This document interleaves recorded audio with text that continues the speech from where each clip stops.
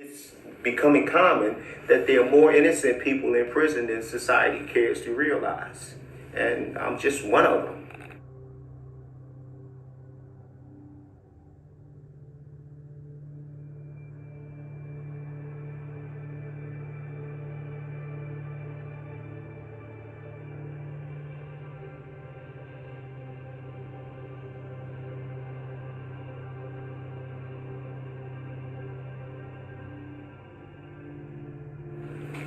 The trial itself was a travesty because back then there was no such thing as DNA.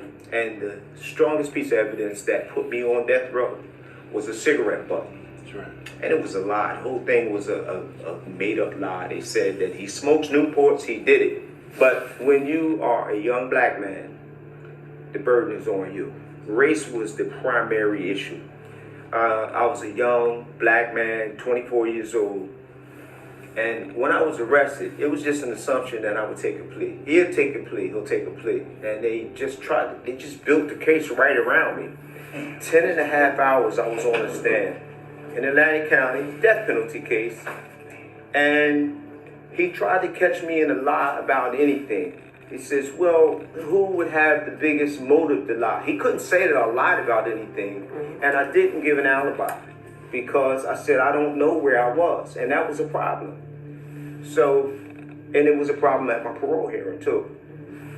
But I told him, I don't know where I was because 3 weeks had passed by, and if I would have tried to make a story up, that would have been worse. But I thought that I would be acquitted. There was an eyewitness to the murder scene who actually cleared me from the murder. They had the man hypnotized and given amnesiac instructions to forget everything. You will forget everything. You will not be able to remember. It will all be completely forgotten. The judge says, well, you can bring that up to the jury. Okay, so time of trial. Try to bring it up to the jury. Judge says, no, you're only trying to punish the prosecutor for destroying the witness. That's the tenor of my trial, and that's how I got convicted. When I went to death row, I was 27, and I came off of death row, I was 32. And so all of my 30s and all of my 40s and all of my 50s in prison. It is hard for some people. When I got denied parole in 2014, that was a hard moment for me. So how do you go in and tell them that you did a crime that you didn't do in order to get parole? So you basically have to lie to get out of prison. So that was hard. These last 4.5 years, 5 years, that was hard because I'm 60 now. I was I'm getting older, and I thought that. Well, if they deny me parole in 2014, I'll come up in 2018. If they deny me again, well, I mean, how many more times can I go through this? But I always knew one day I was going to get out. I just didn't know how. And I never gave up.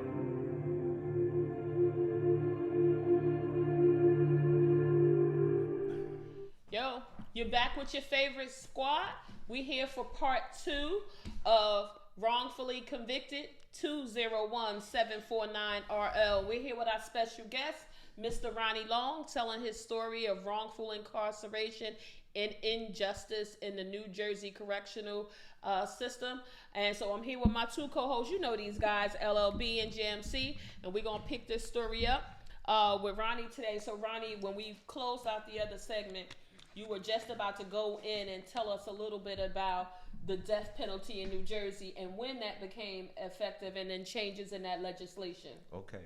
The death penalty was enacted back in 1980 or 81. 1980 and 81 here in New Jersey. Right. And it became effective in 1982. Okay. And so somewhere between 35 and 40 people were sentenced to the death penalty in New Jersey. I was number 17. Wow. And so you know how the numbers went up. The state recognized that the death penalty was operating unfairly all across the country, and it couldn't be ignored.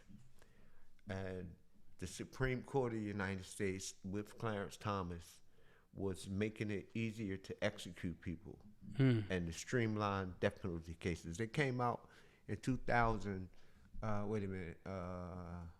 I believe it was 1996, the Anti-Terrorism and Effective Death Penalty Act. And that was to streamline death penalty cases. Bill Clinton is the one that signed that into law. And when New Jersey realized that they were spending millions and millions of dollars on the death penalty and nobody was being executed because the lawyers were putting up valiant fights and they get money, they get more money for a death penalty case than they get for any other case, and come up with all kinds of strategies and everything just to save somebody's life. And it was spending millions and millions of dollars. So New Jersey, just like they enacted the death penalty, they repealed it. Wow. So now New Jersey is life without parole. But for a lot of people that were sentenced to death, like my wife talk about trauma, I probably am traumatized. Most definitely. Did you get any type of therapy since you've been home? No, I'm the therapist. For yourself? I am for everybody. But who's the therapist For you? My wife. But I'm the therapist for everybody. I'm Uncle Ronnie. I'm Ronnie the counselor. And a lot of times people have their answers right there. You just have to pull them out of them. Okay. Yeah. I always say I had a master's degree in common sense. I never went past 12th grade. I got some college credits, and I think I got an associate's. I'm not even sure about that. Did you ever think about pursuing your education No. while you were incarcerated? No. Okay. I never thought about it because once I got into the fight, for me is this lawyer that I'm fighting against is not smarter than me, no matter who it is.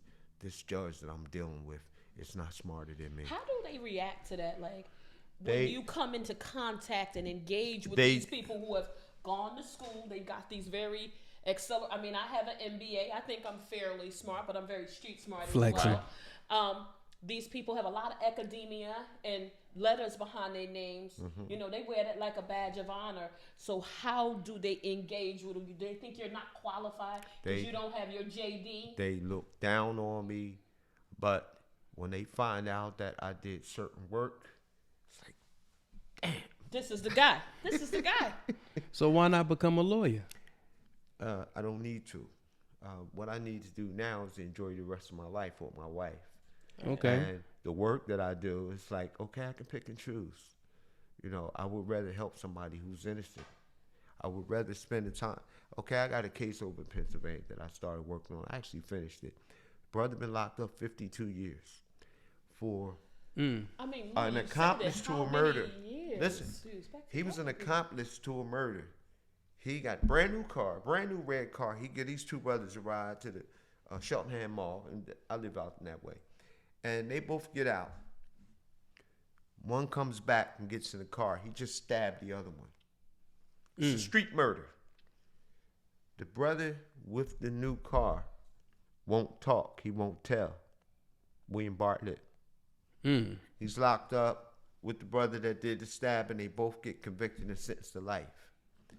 In Pennsylvania, life without parole means life without parole. Yes. So that's for the remainder of That's your it. natural Rest life. of your life. That's it. That's you're never gonna get out. William Bartlett, the brother that I'm helping, only way you can get out is through the governor. The brother that I'm helping, he gets into a fight with the police, and they gave him another life sentence. Did someone die? No, it was just a fight. They beat the hell out of him too. You can just But imagine how that. do you get another life They sentence gave if him someone another. doesn't- They gave him another life sentence because he was a life sentence a life sentence prisoner who assaulted an officer, and so a life sentence prisoner is somebody who ain't got nothing to lose. Right. Yeah. Right. They give you another life sentence. That's only like, okay, we're gonna give you another one what you got, but they're both running together, life without parole. They're running concurrent. They can't run consecutive. Yeah. Right. Because you ain't right. you're gonna die and come back. back, And do the yeah. next one. Okay, so the way that you pursue clemency, because that's the only way you can come home, is clemency, is you have to have community support. You have to have people who believe in him, and you have to tell his story the way it is. He was so ignorant when he was 21 years old. And this is something that I say when I mention to guys, don't get in that car.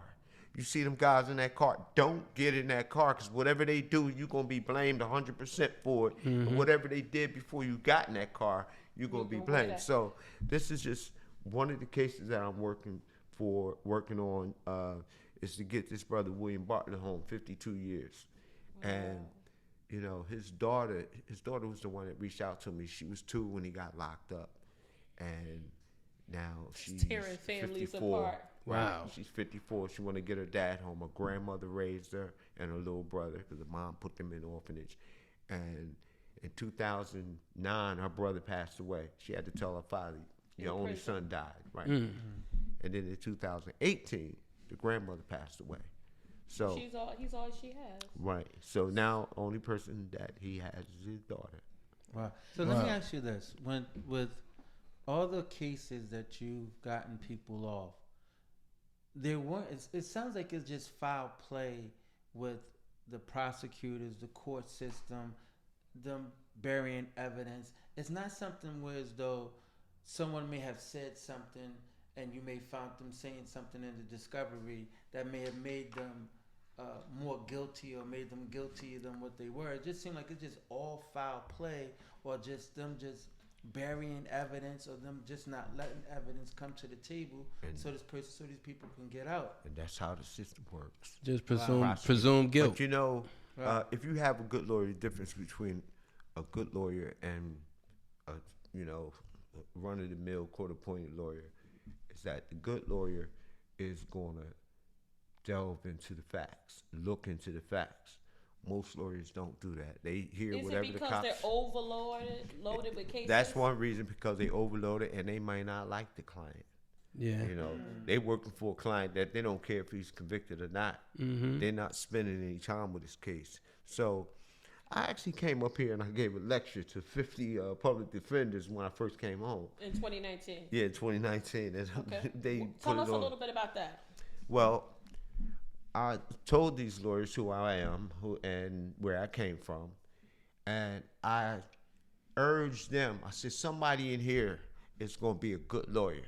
Most of y'all are going to be failures.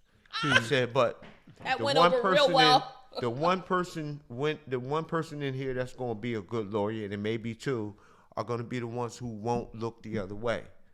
I said, when you know something is wrong and you see it, you call it like you see it. Don't look the other way. Right. I said, that's going to be the great lawyer in this room right here.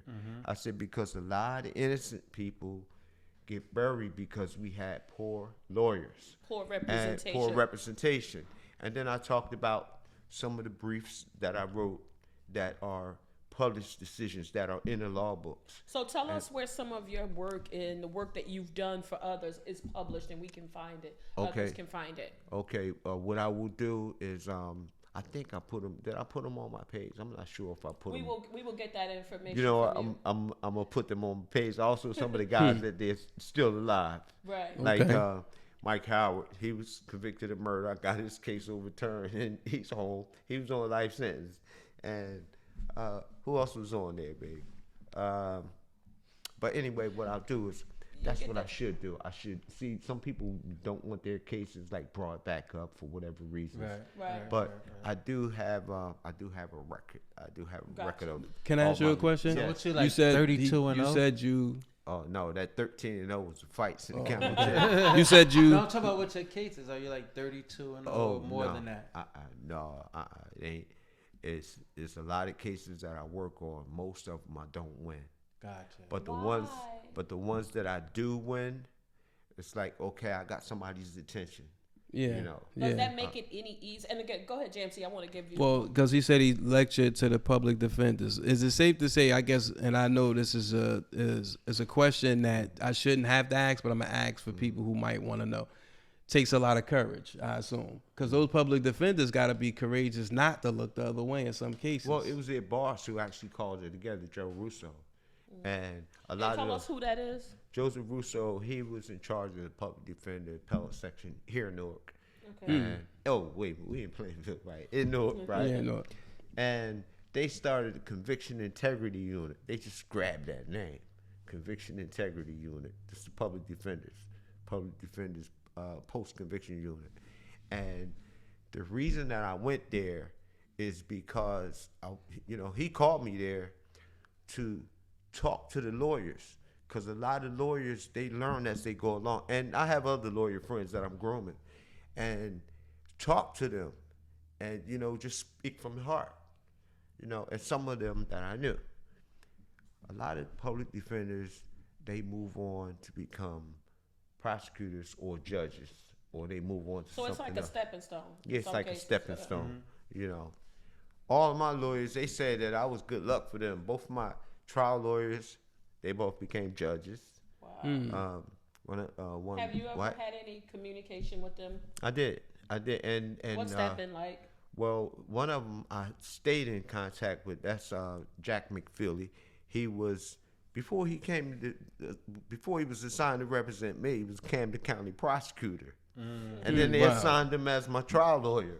He had less than 3 months to defend me, but we stayed in touch, and we talked, and he became first he was a municipal judge, then he became the presiding judge down in Camden County. But we stayed in touch, and my other lawyer, black lawyer, James Jackson, he became a judge right in Atlantic County, and he's still on the bench right now. All right. Wow, okay. Shout out to Judge Jackson. Well, let me tell you about Judge Jackson. He Wait said, a minute. Do I gotta James Jackson, he said, now this is, I'm going to, facing the death penalty. Ronald, I'm not going to sell you out. We're not going to sell you out. But after your case is over and you go through the process and everything, we still got to come back here. I said, Mr. Jackson, you just told me that you're going to sell me out. Yes, you did. Without All right. telling Yes, me. you Yeah. did. Right. Yes, you Yeah, I did. said, you just Judge told me you were going to Jackson, set I'm me out. disappointed in you. James Jackson, James I'm L. gonna Jackson, be, y'all. I'm gonna be looking Wow. you up, honey. Wow. But you know what? He's been I'm mainly surgical working in with this family writing thing. courts. He's been mainly working in family courts, right? He probably didn't have the stomach For to the do the criminal. dirty stuff in the criminal courts. But if you unpack something like that, right? Uh-huh. Just unpack that, right? Just think of it like, if he's thinking like this, right? Just imagine how many others are thinking like Exactly. And Oh, then I you- know. I lived that. I They- know that. They In all probably cases. breeding them like this. Yeah. They're breeding them this Yeah. way. You Yeah. know what I'm saying? So Yeah. you in Look the other way. I It's- mean, he's already a criminal, Right, and all right. he's gonna Yeah. do is so just it's commit already some more stacked crimes. against you. Right. The minute you step in the courtroom, it's already stacked. It's against you're That's- guilty. that's- Until you have to prove yourself innocent. That we is the talked system. a little bit about how expensive, when we started to talk about the death penalty, Mm-hmm. we started to talk about how expensive it is to have folks on death penalty. How much money do they invest in prisoners on death row and those that are in general population? What's an approximate amount of money that's Okay, spent per since the prisoner? death penalty is off the table. Yes, those life sentences. Okay, it costs approximately $50,000 to $75,000 per year per prisoner, and that is the cost. Now, all And this this is cost in the is state going. of New Jersey, right? Yeah, the state of New Jersey, approximately, and off all the this. top of your head, how many prisoners do you think we have? Well, if you had to give out a number, just well, I the remember at one population point can't- it was over 40,000. Yeah, well, inmates no, in the it state was of New it was Jersey. as high as 40,000, but I think right now it's about 12 or 13. I had to look that up, but Okay. it's a very lower number, and a lot of brothers that had life sentences in New Jersey are coming home. That did 30 years. Some are coming home like 34, 35, 36 years. They are coming home now because they know that it's costing a lot of money to keep to them let in prison. Do you think there's enough support out there for people who are coming home from these extended incarcerations? How do we help people, right? Whether they're right, wrong, or indifferent, right? You had a soft landing, but that Right. is a rare case, right? But I'm still struggling. When I tell you I'm struggling, I'm living way above my means. Many of us are, hence my And- new sneakers. Yeah, and I take on a lot of work because I'm more compassionate about that, Right. and I love to win. It's that winning feeling. I love to get somebody home, Right. and Do you it's live vicariously through that? Like I being that sure you were do. there? I live vicariously. Look, my wife will tell you, I'll be asleep at my desk, or I might be up at my desk 2, 3 o'clock in the morning. I ain't no boss, working on a case, and still cracking on this one case. Okay, 2 laptops. So let me ask iPad. you. All right, so because I'm listening to you, Pad. how do you know how to pick your cases? Because I'm sure if I hear about somebody like such as yourself, and I know I got a loved one, and I may feel they're innocent, and I come to you, how do you pick your cases? Like, because I know you don't just take everybody that comes to I you. can't Right. take every, but the way that I pitch a case, the way a case is pitched to me, if it's a case where a person is innocent, then that moves all the other ones out the way. They get to the top of Takes the line. precedent for you. Yeah, that takes Okay. precedent. But maybe I missed something, and maybe the people that are viewing probably missed. So, how did you get released? Was it I was time paroled. served, No, I was paroled. parole? So did I you was paroled. have to? So you wasn't say- I did exonerated, not have to say that I committed a crime, which Oh, has made I'm me so different. glad. but you Wow. weren't exonerated. Not yet, but I'm Not still yet, in the okay. process of being exonerated right now. So you still have a case pending. I am in the process of being exonerated through the state.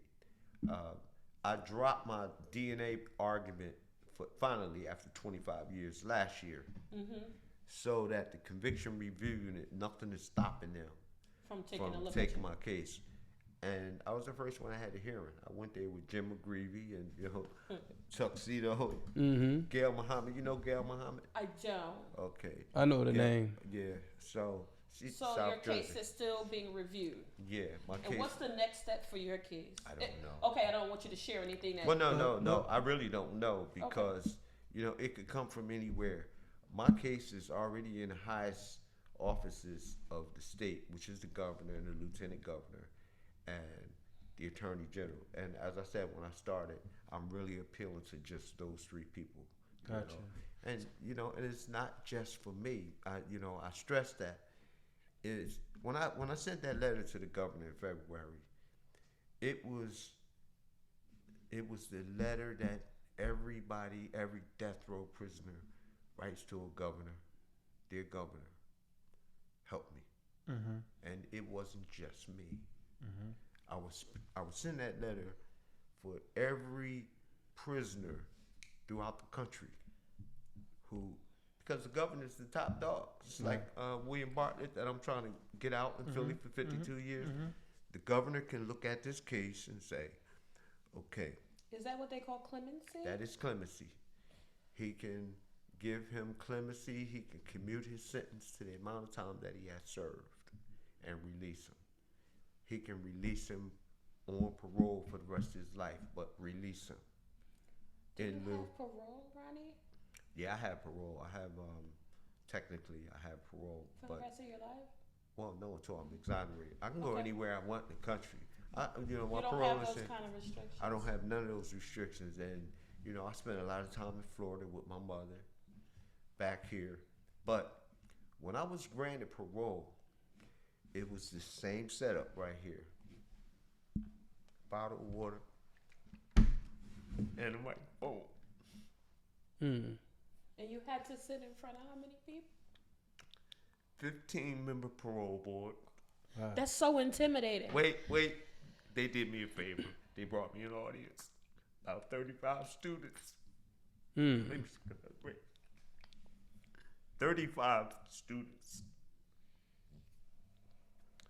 Okay, so I walk in the room. I already know that these people are going to deny me. And I already know that I'm smarter than every one of them. In the fucking room. And I'm the smartest guy in the room. And these kids are my audience.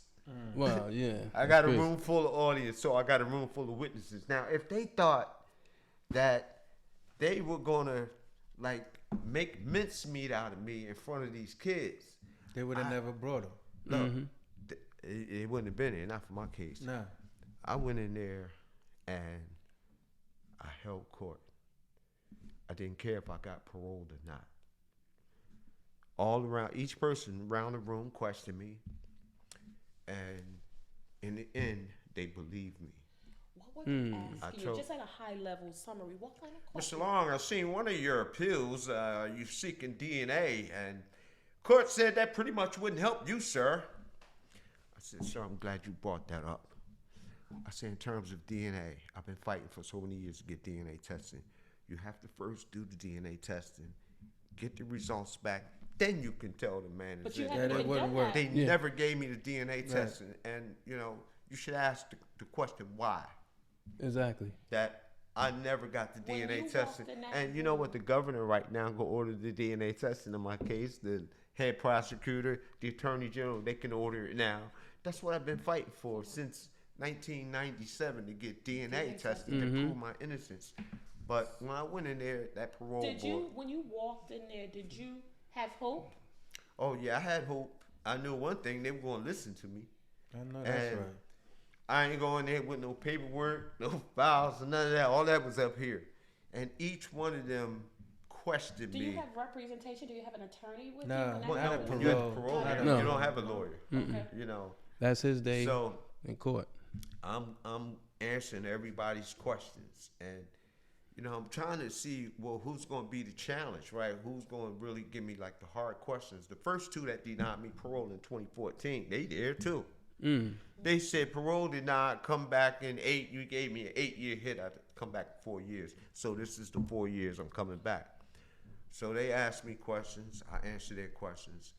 They want to know, well, how come you don't have no charges? Were you manipulating the system? I said, no. The system was manipulating me because a lot of times I wanted to kill somebody in prison. How did you hold your composure Because under that type of duress? Because there wasn't duress. It was I like don't an have that. opportunity to speak. That's why I'm here. You have the patience of Job. Hey, that's There's right. no My mom way. told me that. Shit, 37 Yeah. years. You just Yeah. got a hell of a lot of patience. So when we got all around the room, the one lady said, Mr. Long, can you tell us the difference between the 1997 Parole Act and the 1979 Parole Act, 79, 97? And I said, yes, under the 79 Act, you have to show a preponderance that the person will commit another crime. Under the 97 Act, is the person has to show that they will not commit another crime. She said, yes, that's right. I said, okay. So then it got to the point of me getting them overturned in other cases. And I relished in it. I told them that. That means that in the Stout case, I got it overturned like 3 times. In Art Davis case, I got that overturned. And I said, that means that I was right and y'all was wrong. And they started laughing because they love me by this time. The hearing is almost over. Because I told them about decisions. They asked me some of the other cases that I worked on, and I told them. And But why is that even relevant in your That's parole? what I'm thinking. because like, you're here fighting- parole is about anything they want it to be about. They got 23 factors, and a couple of them factors are like, okay, well, what are these? But the main thing is that they have to be satisfied that they're not going to release you and you go out there and commit another crime. Well, they knew for me, I told them, listen, you're not considering parole for a guilty man. You're considering parole for an innocent man that should have never been there. That's how I got it. So do they tell you that day that you're granted parole? Yes. What Yeah. was that moment like for you? It's happy. I called my mother Wow. and I told her I'm coming on. And my dad Wow. and my daughter, So tell us about you. You had a dog. That was one of my questions. my son. That was one. How did your family cope with that false incarceration? Like, how did you? Because I know, like, if you're my dad, Always. and I know you, and you get incarcerated such a way, Let me tell you. day by day, year by year, that's got to be tough. Let me tell you about my son, Ronald Long Jr. Your namesake. My son, my namesake. When I got locked up, he was 1, almost 2. And I didn't see him until the next time he was 9 years old. And he was, waiting for me to come home all his life. I wasn't there. He went to Marine Corps. He's a Marine. I'm a Marine. That's one thing he knew about me. Discipline, pride, all that good stuff. And he got married, had 2 kids. So the last 2 years of me in prison, me and Ron talked on the phone every day. And when I was released, he lived in Virginia. When I was released, he brought his family up and we had a 4-day weekend. And I never seen him again after that. He died. No. Saving somebody else's life. He jumped in the water. Whoa. He drowned. Mm.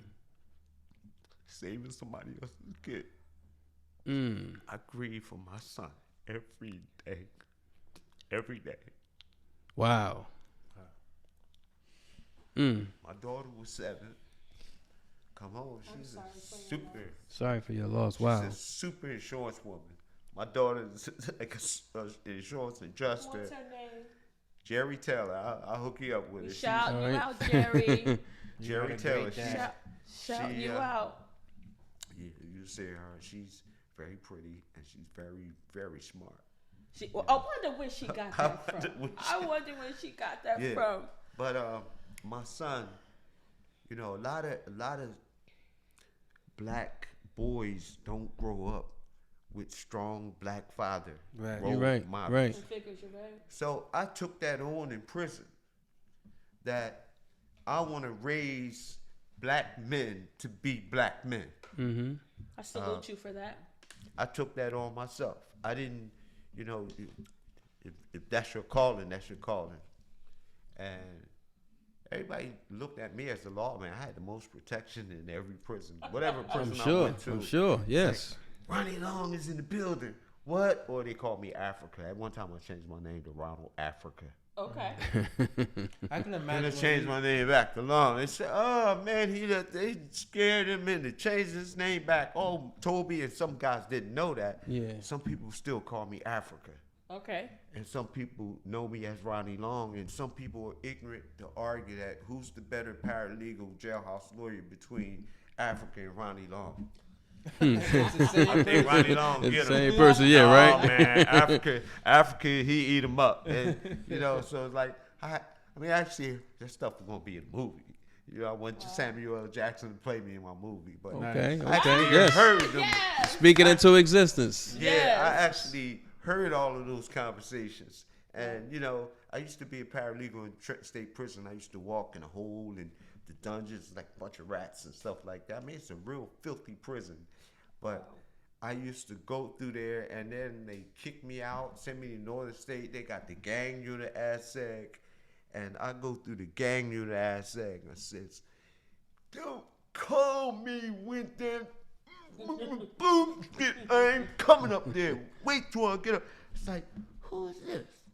So did That's like Ronnie during all Long. your years incarcerated, did you ever have like when you transferred from one facility to the Right. next, your reputation reached there before you go? Oh yeah, it's in every prison. Right. Yeah, So every did prison you in New Jersey. did you have to go to that indoctrination every time you went to a new facility? Well, like, they have you know, when you first get there, it's like quarantine for a couple days and get your new clothes and stuff like that.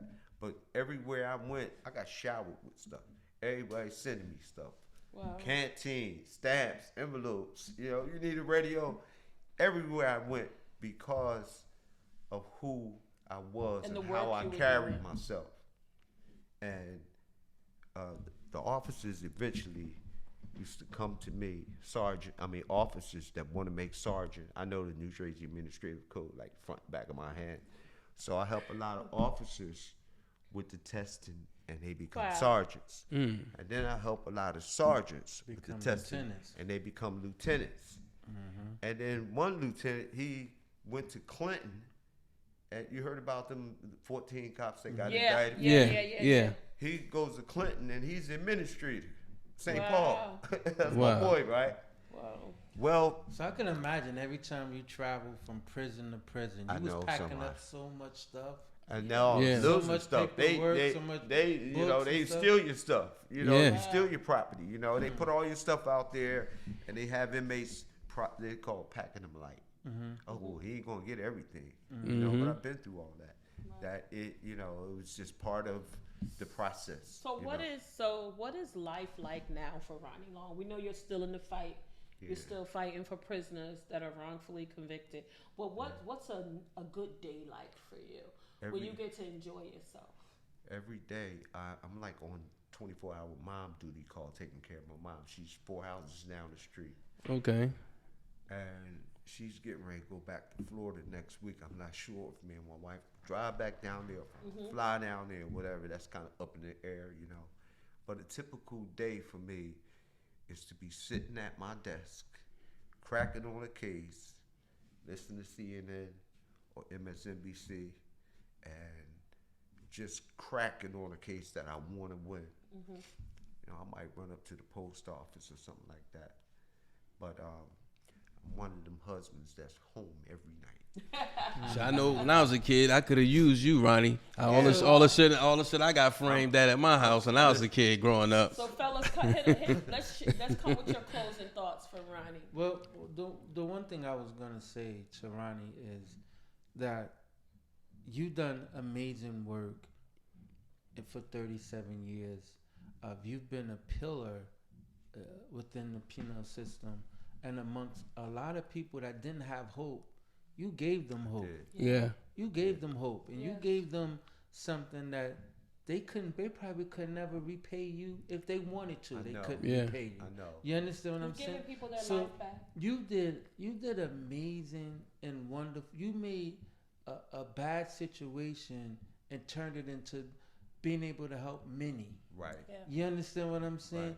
So I tip my hat to you. I salute you for that. Absolutely. You understand what Absolutely. I'm saying? Because you didn't have to do what you've done. You could have just fought. Your case alone was enough for you to just sit stay there busy. and fight that by yourself. And still more fighting. and more or less take on other people's responsibility. But you know what it is? I always subscribe to the belief, and I ran a veterans group in Trenton State Prison in Rahway, is that... I bet you they had badges for everything you did. Just your sleeve would be. Both sleeves.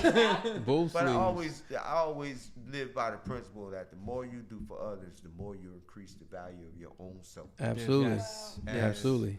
Words to live by. I met some politicians, along the journey, and some like Dr. Oz came to my church, and I put on wrong church, buddy. I put it on Facebook. He's a Trumper. This was last year, But I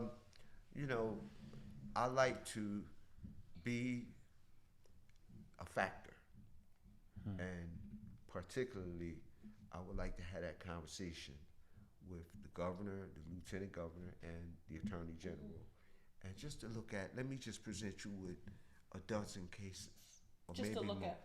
a dozen cases, and then I want you to send your people back to look into And all of review these them. cases, and to come back and give you an honest report. Now, If you think the cases were adjudicated fairly. right? And Not that's only it. that, all these guys innocent. Mm-hmm. So, that's what I would like to do. That's your goal. If it's a way that I could share that, put it together and share it to get the governor's attention. I think I would love to do this that. is where we need the listeners and the viewers to help us. If folks want to help propel that, can they write letters? Can they send it into their local politicians here in Jersey? If so, where can they send that information to? Okay, the person to send that to would be the office of the governor, Mm-hmm. And that's Phil Murphy if you're Phil Murphy if you're in New Jersey. State House. And that would be State House. addressed to him P.O. directly. Right, P.O. Box 001, Trenton, New Jersey, 08625.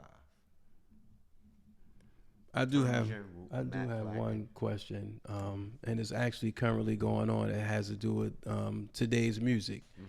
Right now, as we was like early this year, they incarcerated some rap artists just for the uses of their words. And do you agree that that's right to do? And if so, why or why not? Well, I don't agree that that's right because the lyrics is art, and Valid. it should stay 100% in the art column. Yes. Not say, okay, we're gonna use your art as a statement against your interest to say that you did this crime. Gotcha. It should be completely suppressed because it's not valid to the issue that you want. It's easy to, get a guy talking. I always tell him, listen, when the cop come up to you, don't start running your damn mouth. Now you're going to give them probable cause to search your car. Yeah. Mm-hmm. They come up to you, you keep your damn mouth shut. And that's that's added in the discovery as well. Exactly. So I have nothing to say. I have no statement, right?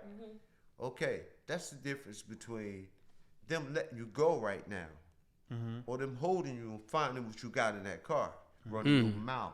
Yes. Don't run your mouth. That's all I can say. But I don't feel that, artists should be penalized based on their rap lyrics. I do know a guy who's on death row with me, Stephen Davis. He had a tattoo of a heart with a dagger through it, Going through and it. blood and all that, right? They showed that to his jury. He was on trial for murdering a white woman. Wow. And they That showed had that to nothing his to do jury. with nothing. Nothing. But it wanted to help propel their It put him right over the edge and sent him to death row. Wow. And he was on death row, and he was a little fat, pudgy boy, scared to death. But one thing that we knew about him was he was a killer for real. Wow. If he stabbed you with a knife, he'll stab you with an ink pen or something like that. Yeah. dangerous. And he was really dangerous, But the point is, they used his tattoo As a mechanism to put him on death presume row. his guilt Wow. or innocence. Well, Ronnie, this has been an interesting journey for me today.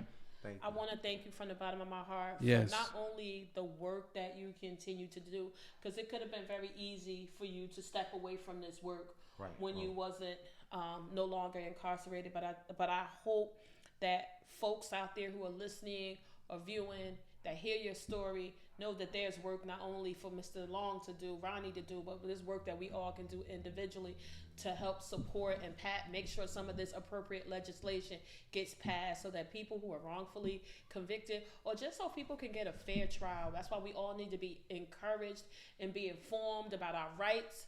We need to be informed about what's happening in the cities that we live in. We spend money and spend dollars, and most importantly, in the state of New Jersey, these high-ass taxes we pay.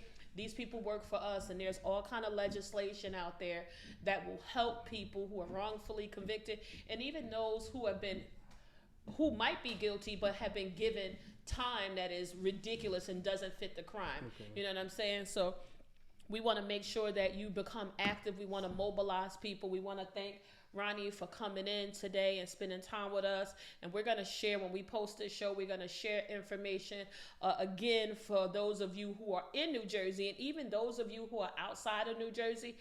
Help us push this forward. We're going to share the information for the State House and the office of the governor, who I voted for. So I want to know. I want to see my work out there Being done. And we want to continue. We're going to post Ronnie's information again. He is a very, very busy man, but he's fighting a good fight, and we want to make sure that we support him. We're also going to post his Cash App here at the Vocal Lounge. We have nothing to do with that, but we do want to support Ronnie because, again, most of the work that he does free of charge. And I think for the value and the skill that he brings, we want to support him in any way that we can. So with that being said, I'm going to punt over to my co-host, see if y'all have any closing words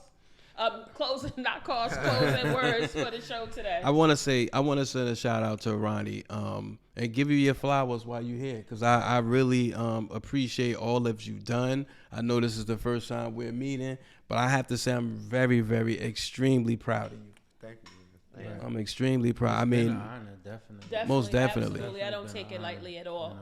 And then he brought his beautiful wife, but again, she's hiding off camera. We don't want to, put the camera over there. I mean, shout out to her, because I think Tamar. that's Tamar. Tamar. Shouts out to her. I think Israel Long, yes. I think Hebrew sister. she is the Very, quiet, very silent type, but I know there's many Very- layers. to very her. strong. She's strong. very Yeah. smart. Very strong. Very She strong. said, shh. Yeah, she gave us a show. You better obey that. So, people, it's that time of the show. It's GYST. We can't end our segment episode. Who wants to go first with the get your shit together? I could do it first. And this somewhat has something to do with the law, but it's traffic law. Oh God! My get your shit together. Listen, my get your shit together is going out to those who drive. Now, those of us who drive, we've all taken the written we have to take the DMV book, the written test. But prior to that, when you're turning left and you're making a left, the left is in the inside lane. When you turn left, you're supposed to turn in the inside left lane. Oh, yeah. There are people who are crossing over to the right side from the rip.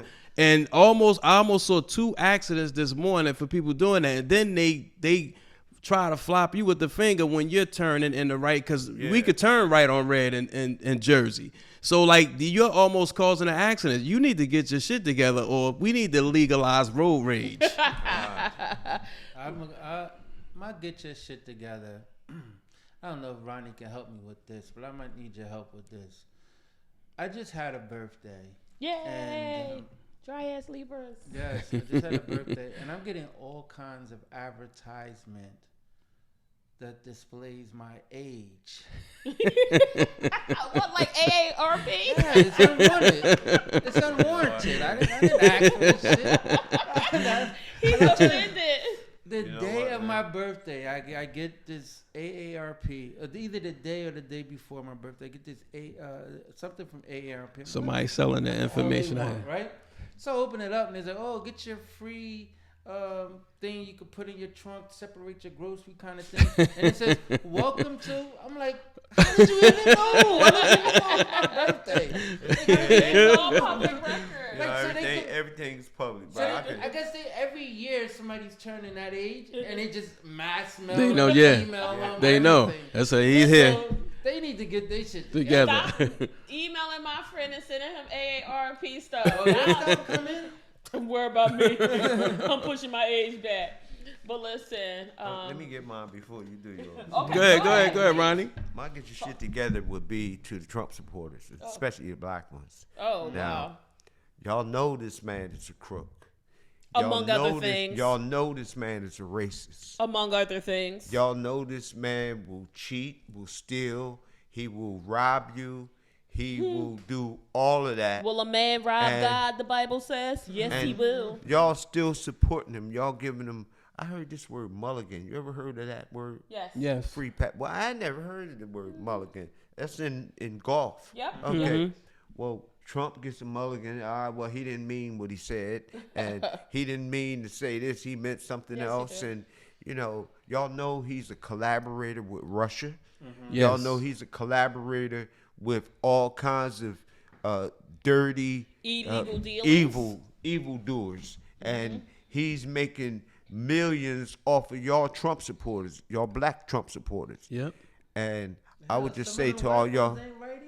I would, but I'm mainly concerned about the black Trump supporters, because he need them to be at his concerts, so he can put in the back. Sprinkle. You always see a couple of them sprinkled in here conveniently with the red hat on, the stupid red hat, and they paid to be there. I was about to say they dug in their wallet to get this. Yeah, well, a lot of people say that Trump is a racist, dirty president, but he making me a whole lot of money because I'm selling these shirts and I'm appearing at his rallies, and people, the ones that's, the supporters, I tell y'all, get y'all shit together. Yeah, get your shit together. Ronnie Long. That's right. Listen, mine is normally long and drawn out, but I'm going to keep it short for the sake of it does not require any additional commentary from Sha Money. Kanye West and that White Lives Matter, you need to get your shit together. I don't have anything else. And people, that is our 100th episode. Oh, nice. Yes. We've been going vocal for 100 episodes. We are celebrating. But listen, I'm going, when we come back with our celebratory episode, we're going to tell you another get your shit together. This one is hilarious. And again, we want to plug the Cash App for Ronnie Long. It's $201-749-RL. So if you want to be a blessing to him in any capacity, that's where you can do it. And with that being said, Pete, We out. Peace. That's good.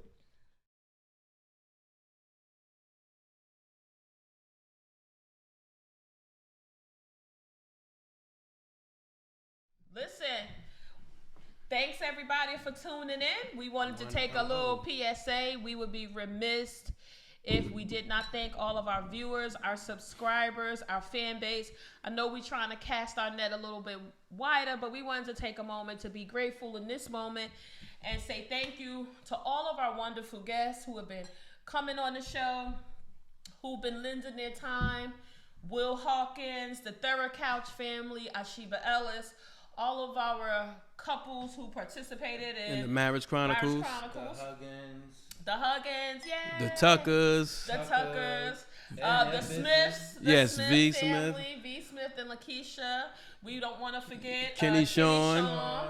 And his wife who was hiding off camera, who owes us Who owes us an episode. She's coming back. Sharon, we're going to have Sharon. We definitely want to thank folks that have been coming in, lending their time and talents. You know, we all had a goal to do this, a shared goal, I would say. I think that's fair to say. Yes. And it has exceeded my expectations in many ways. It's been a lot of growth for me, a lot of development in certain areas that I knew I needed to develop in personally and professionally. So I am thankful for you two guys and, you know, the value that you're bringing to my life. So I don't take it lightly that you guys put up with me. Thank you. And I'd like to send a shout out to Roy Talk That. Yay, Talk That. When we three came together, going vocal was like, it was just a dream. And I think, you know, it was all a dream. I think it's become something, for me, a lifestyle. So I want to send a shout out to everybody who actually made this possible. You know, my mother for making the Jam C you see today. But seriously, and Dupre Kelly, shouts to him. The new Westward councilman in Newark, New Jersey. Absolutely. The great city of Newark. I think what we have something very special. And I just want to say thank you to everybody who watched and listened to every episode. Shout out to Agent Ted.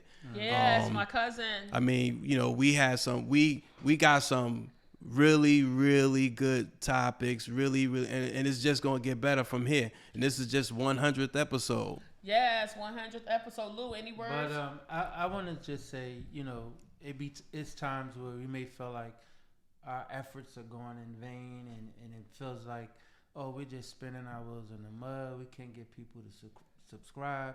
People are not sharing the show, so forth and so on. But there's a testament whenever we go out and people see us together. Oh, put me on the podcast. You don't even have nothing to say. You just want to be on the podcast. Exactly. So even when you feel like it's in vain, people are watching. Yeah, they are. People are watching. They're paying attention. Oh, I would be remiss if I didn't talk about our brand ambassador, Michelle. Yes, absolutely. Michelle. Shout out, Thank Michelle. you, Brand Michelle. ambassador. She gets at it. I mean, every time she run into somebody, you gotta listen to my friend podcast and, you know, subscribe right here while I'm with you. Give me your phone, and she's subscribing people and everything. Thank you, shout Michelle. out to Michelle for all that she's done up until this point. And she continues to do. We know you're going to get more involved. And we had the same from Kenny Sean. He's been supporting us from afar. Absolutely. I've been really fortunate because my friends that are supporting the podcast, they've been holding court from the time to time in the hair salon. And if you're a female out there, you know how important the black salon experience is. Mm-hmm. So I want to give a shout out to Tanisha, the CEO of Onaji Hair Studio, for allowing me a space. She was a guest. Absolutely. She came and we talked about abortion. She gave us some great feedback. I want to shout out my friend Sin. She's constantly, her and her husband Rasheen had a 1-hour conversation with me on various topics. So nice. I never want to take credit for things that I haven't done. That's just not my style. So I appreciate my friends and my family. My mama is a subscriber. Yes. All right. That's right. That's right. Listener and watcher. Learning how to use her little iPad. And then I missed an opportunity on a show that's coming out this week. So listen, I know we're here to celebrate our 100th episode, but we got a really good 2-part episode show coming out. I don't want to give it away, but that connection came from a really good friend of mine, Kareem. And I did not say it on the show because I was a little emotional on the show. and I couldn't get myself together at the end of it. But I want to shout out Kay for getting me connected to that guest and for helping me make that connection. So I can't thank you enough. And he has given us continuous feedback, and he's a subscriber. And he's one of a few of our friends that has been loyal to the show. So, from my heart to yours, we thank you guys for all that you do and help us celebrate. And shout out to Jay Glizzy. Shout out to Jay Glizzy. Glizzy. Shout out to Alf Simon. Shout out to Alf. Yes. Alf. Yes. Because Jay Glizzy always feel like when one of us can't be here, he wants to fill in. He might be a surrogate host. We want to shout out Naima and Tasha for coming through. Yes, absolutely. My girl Shy for coming through. Remember the dated episode? The dated episode. Absolutely. And people have been so open and transparent with us because they know they can trust us with their stories and with their opinions. Even if their opinions are different than ours, this is a safe space, right? And this is where we are trying to mobilize people and promote the conversations that need to be happening. And that's why we bring Will Hawkins in here, an expert in wealth management and life insurance, because that's not our area of expertise. But so we hope you guys appreciate how responsible we have been with these topics and how we're being very intentional about the people that we bring before you. So it's a lot of work that goes into it. Besides my hair changes and my glam shots, it's a lot of work that these fellas put in. We all have day jobs, but this has become our lifestyle. So we appreciate you. And another thing too, we take pride in, we're not looking for clickbait or shock value either. Yeah, so that ain't my style. We're never embarrassing. Trust me, if they snatch my wig off, it's gonna be a situation in here. That ain't for clickbait. That's for asking. And shout out my friend Debbie. She continues to watch and share feedback, and she has a show that's coming out, and she has episodes out now. So if you're looking for something to listen to besides us, check out Beautifully Candid. And with that being said, we're here to the next 100 episode. Keep going vocal. Keep going vocal, whatever you do, people. And this is real champagne. This is real champagne. Y'all had to see the jacket this came on. But listen, guys, it wouldn't be a show and a closing for Going Vocal if we didn't have a Get Your Shit Together. So we are going to post a video of this cake. I got this cake from a well-known bakery in New Jersey that is really well known. And I wrote down. On blast. Right. I'm just gonna say you can zoom in to see the name of the bakery on the round that the cake is on. I wrote down the show's name on the piece of paper. I wrote down Going Vocal. This fucking cake says Bowen Vocal. It wouldn't have been right any other way. But that's a sign of good luck. So that's a sign of good things to come. Yeah, they got to get their shit together. They must have known that we were going to tell them to get their shit together. Yeah, absolutely. Mind you, I stayed in there for 30 minutes, plugging the show, talking to the people, because this place is popular. So when you walk in, you got to wait. And I wrote this shit down, and they still got it wrong. So y'all got to get y'all shit together. But with that being said, peace, we out. Peace. Going vocal. Everybody tune into the Pod Squad now.